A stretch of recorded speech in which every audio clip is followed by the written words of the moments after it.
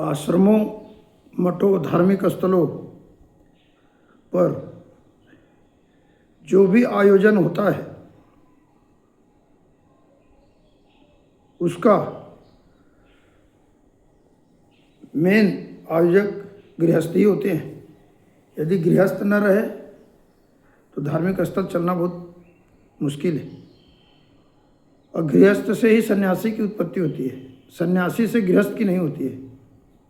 तो गृहस्थ महान होते हैं और सन्यासी, पूर्ण सन्यासी जो है वो जन्म से सन्यास ले लेते हैं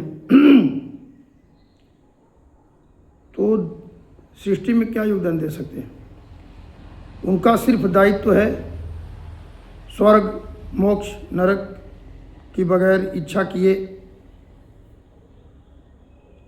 जो उनसे गृहस्थ जुड़े हों या जो भी जुड़े हों उनके धार्मिक स्थल से या उनसे, उन्हें तन मन धन से सुख शांति आनंद की प्राप्ति के लिए कर्म, प्रार्थना, इच्छा रूपी भक्ति से प्रारब्ध बनाए।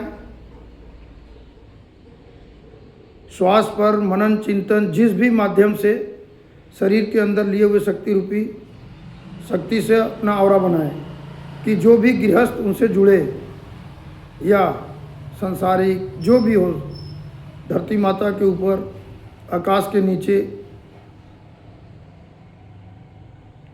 मनुष्य से लेकर जितने भी जीवात्मा जुड़े उन्हें तन मन धन से सुख शांति आनंद की प्राप्ति जब तक उनके शरीर में मिलता रहे। पूर्ण सन्यासी का यही दायित्व होता है। तो इसमें मेन यही है कि आप तो धार्मिक स्थल के गृहस्थ को जुड़े हुए की जिम्मेदारी होती है। कोई भी भंडारा हो, आयोजन हो, उसमें अपना योगदान निभाए और उसको पालन करे। सन्यासी जो अपना घर छोड़ दिया, हर चीज़ त्याग दिया, यहाँ तक कि अपना पिंडदान दे दिया, तो फिर उसके लिए सामाजिक कार्य कोई वो नहीं है। उसका निर्वाह वहाँ से जुड़े गृहस्थ करें और सन्यासी के दायित्व है कि उनकी रक्षा करें तन मन धन से। ये दायित्व होता है सन्यासी का सिर्फ। और भंडारा करना, ये करना, वो आश्रम को चलाने के लिए भीख मांगे या कर्म करके वहाँ से कुछ धन अर्जन करे जो कि चलाने में संचालन, क्योंकि तन मन धन पहले से नहीं है तो सन्यासी रहे चाहे गृहस्थ रहे, संघर्ष करना होता है।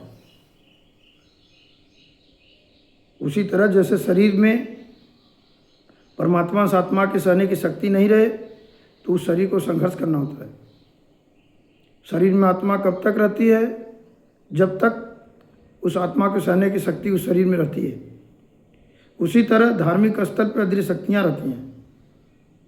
जैसे आत्मा शरीर में रहती है उसी तरह सेम मतलब जब भी कोई चले विज्ञान और अध्यात्म को लेकर चलना चाहिए और जो जुड़े उन्हें जिस चीज़ की आवश्यकता हो, अध्यात्म की जरूरत है आध्यात्मिक ज्ञाता के पास भेजें, विज्ञान की जरूरत है विज्ञान के जो जिस क्षेत्र के ज्ञाता हैं उनके पास उन्हें उचित समय पर भेजें। परिणाम जो होता है वह गुरु, ईश्वर, प्रकृति के हाथ में होता है। परिणाम कभी भी किसी भी मनुष्य से लेकर जीवात्मा को नहीं लेना चाहिए। और तो आश्रम में, मठे, धार्मिक स्थल जितने भी हैं सब नर नारायण, भक्त भगवान, पुरुष महापुरुष, राजा से भिखारी, भिखारी से राजा, छोटे पद से बड़े पद पर आसीन जितने भी लोग हैं उन्हीं के सहयोग से चलता है। और सन्यासी का दायित्व है कि जो उनसे जुड़े उन्हें तन मन धन से सुख शांति आनंद की प्राप्ति हो। जब उन्हें प्राप्ति हो तभी सन्यास का उचित महत्व है।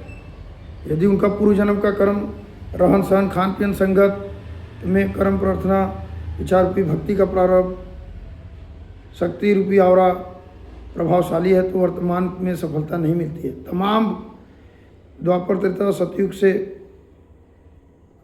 भूत भविष्य वर्तमान में घटनाएं देखने को मिली है। तो इस सब चीज़ को ध्यान दें और जो भी धार्मिक आयोजन पड़े उसको गृहस्थ का ही दायित्व है उसको निर्वाह करना। और उसको निभाएं उचित समय पर।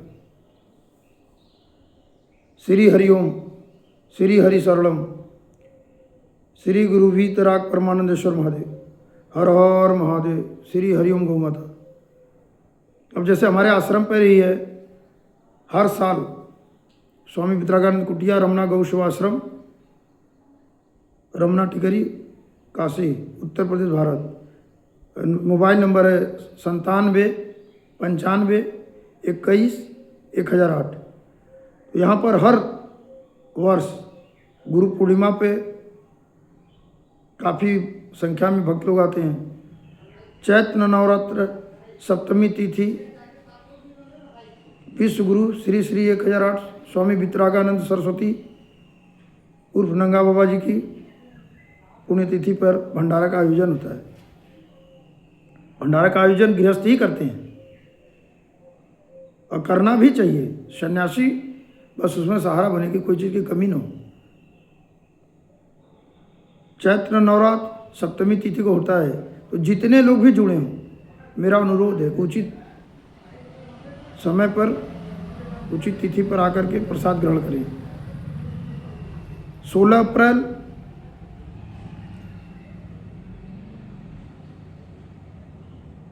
राम श्री 1008 स्वामी परमानंद सरस्वती समारोह बाबा जी का ब्रह्मलीन हुए थे। तो हर वर्ष 16 अप्रैल रामचरितमानस का पाठ बैठता है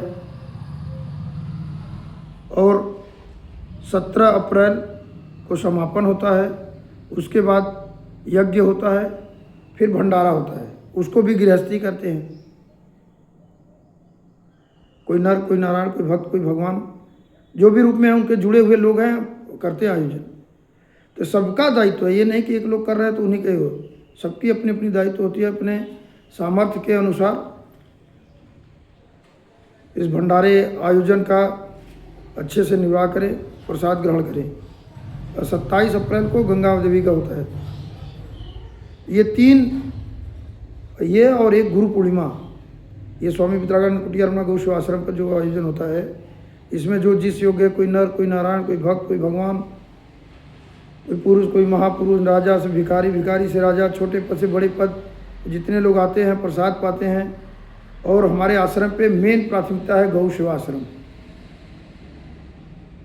इतनी गौ माता इधर हैं कि शायद इधर पूर्वांचल में इतनी गौ माता की संख्या कहीं नहीं है। बिना बंधन, बिना पैसे पे यहाँ पर सेवादार, जो भी सेवादार हैं, कोई तन, कोई मन, कोई धन से समर्पित है, उन्हीं के सहयोग से चलता है।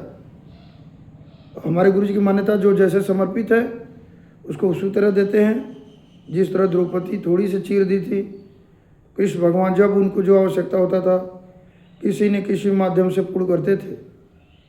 तो उसी तरह आश्रय से भगवान के रूप में कोई न कोई आते हैं और ये चल रहा है।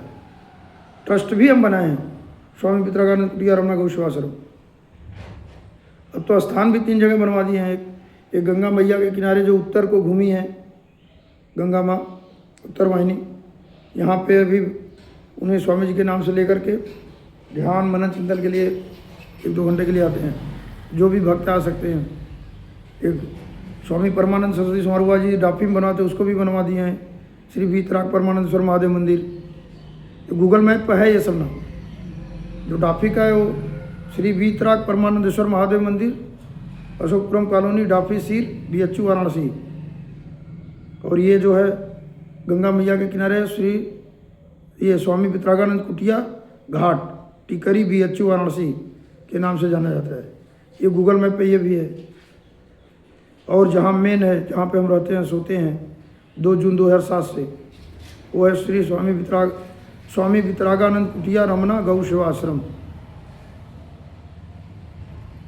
तो आप लोग आएँ उचित भंडारे पे। चैत्र नवरात्र सप्तमी तिथि 16 अप्रैल के रामचरितमानस का पाठ बैठेगा, 17 को समापन होगा, भंडारा होगा। चैत्र नवरात्र सप्तमी तिथि को भंडारा, 17 अप्रैल को भंडारा, 27 अप्रैल को भंडारा। और गुरु पूर्णिमा पे जो गुरु मानते हैं वो भक्त लोग उस दिन उचित काफ़ी संख्या में आते हैं। तो ये 4 तो निश्चित ये प्रोग्राम है, इस सब पे आप लोग पधारें। और हमारा ये अनुरोध है और जो जुड़े सन्यासी का बस यही है कि जो जुड़े उन्हें तन मन धन से सुख शांति आनंद की प्राप्ति हो, उसके लिए ऐसा कर्म प्रार्थना इच्छा रूपी भक्ति का प्रारब्ध होना है, ऐसा शक्ति लेके वो जो जुड़े उनका सफलता मिले। और महादेव।